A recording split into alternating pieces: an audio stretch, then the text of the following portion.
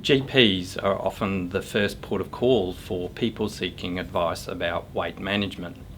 But overseas and Australian studies have shown that as GPs we might be reluctant to bring up weight management strategies with patients for fear of causing offence.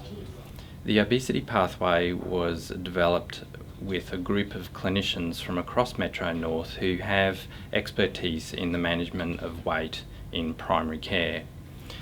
The obesity pathway is based on the Australian dietary guidelines, which are evidence-based guidelines around best practice for nutrition. There is a link in the pathway to these guidelines, as well as a summary of the guidelines.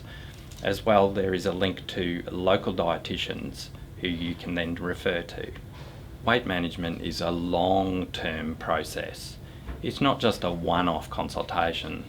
And as part of that long-term process, it's important for us as GPs to be recording the data for our patients so we can look at trends over time.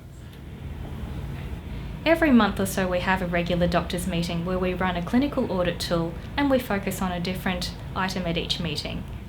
In the last month we've focused on checking height and weight measurements. So we've decided to implement 3 strategies.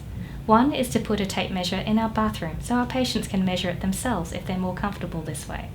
2, by highlighting this important issue, the doctors can also initiate the measurements while they're doing the consultation with the patient.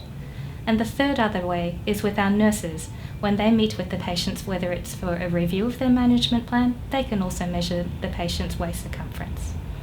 At the end of these 3 months, we will gather again at the next meeting to see, with the clinical audit tool, whether our improvements with the waist circumference have helped improve the patient's outcomes.